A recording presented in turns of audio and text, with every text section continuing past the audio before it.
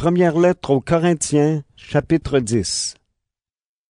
Frères et sœurs chrétiens, je veux vous rappeler ce qui est arrivé à nos ancêtres.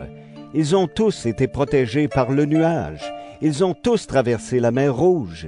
Ils ont tous été baptisés dans le nuage et dans la mer, en étant unis à Moïse. Ils ont tous mangé la même nourriture spirituelle et ils ont bu la même boisson spirituelle.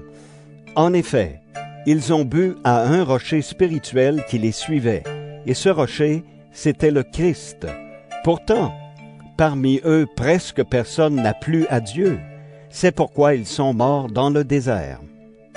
Ces choses-là sont arrivées pour nous servir d'exemple. Alors nous n'aurons pas envie de faire le mal comme nos ancêtres. N'adorez pas les faux dieux, comme certains parmi eux l'ont fait. Les livres saints racontent cela. Le peuple s'est assis pour manger et pour boire. Ensuite, les gens se sont mis debout pour s'amuser. N'ayons pas une vie immorale en agissant comme certains d'entre eux l'ont fait, et 23 000 sont morts en un seul jour. Ne provoquons pas le Seigneur, comme certains parmi eux l'ont fait, et des serpents les ont fait mourir. Enfin, ne nous plaignons pas, comme certains parmi eux l'ont fait, et l'ange de la mort les a détruits. Ces choses-là sont arrivées à nos ancêtres pour nous servir d'exemple. On les a écrites pour nous avertir, nous qui sommes bientôt arrivés à la fin des temps. C'est pourquoi celui qui se croit solide doit faire attention à ne pas tomber. Toutes les tentations que vous avez rencontrées étaient normales pour des hommes et des femmes. Dieu est fidèle, et il ne permettra pas que vous soyez tentés au-dessus de vos forces. Quand vous serez tentés, Dieu vous donnera la force de le supporter et le moyen d'en sortir. C'est pourquoi, mes amis très chers, n'allez pas aux cérémonies en l'honneur des faux dieux. Je vous parle comme à des personnes sages. Jugez vous-même ce que je dis. Nous remercions Dieu pour la coupe de bénédiction. Quand nous la buvons, est-ce que nous n'entrons pas en communion avec le sang du Christ? Quand nous mangeons le pain que nous partageons, est-ce que nous n'entrons pas en communion avec le corps du Christ? Il y a un seul pain. Alors, tous ensemble, nous sommes un seul corps, parce que nous mangeons tous un seul pain. Voyez les Israélites. Ceux qui mangent des animaux offerts en sacrifice sur l'autel sont en communion avec Dieu. Qu'est-ce que je veux dire? Que la viande offerte aux faux dieux vaut quelque chose? Ou bien que les faux dieux valent quelque chose? Non. Mais je veux dire que ces sacrifices sont offerts aux esprits mauvais et non à Dieu.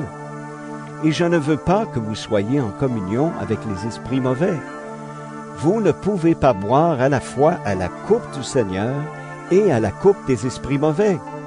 Vous ne pouvez pas prendre part à la fois au repas du Seigneur et au repas des esprits mauvais.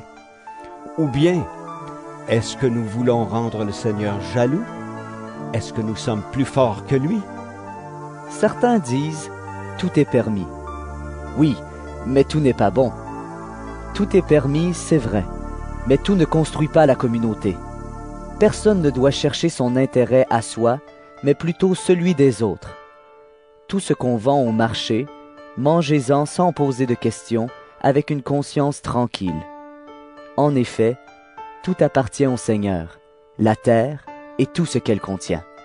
Par exemple, quelqu'un qui n'est pas chrétien vous invite et vous acceptez son invitation. Alors mangez la nourriture qu'on vous offre avec une conscience tranquille. Mais on vous dira peut-être, c'est de la viande offerte en sacrifice aux faux dieux. Alors n'en mangez pas, à cause de celui qui vous a dit cela, et pour des raisons de conscience. Je parle de sa conscience à lui, et non de la vôtre. Mais est-ce que la conscience de quelqu'un d'autre va juger ce que je fais librement? Pourquoi donc? Quand je mange en remerciant Dieu, je dis merci pour la nourriture. Alors on ne peut pas dire du mal de moi à cause de cette nourriture. Donc, quand vous mangez, quand vous buvez, ou quand vous faites autre chose, agissez en tout pour la gloire de Dieu. Ne faites tomber personne dans le péché par votre façon d'agir, ni les Juifs, ni ceux qui ne sont pas Juifs, ni l'Église de Dieu. Faites comme moi. J'essaie de plaire à tous dans toutes mes actions. Je ne cherche pas mon intérêt, je cherche l'intérêt de tous pour qu'ils soient sauvés.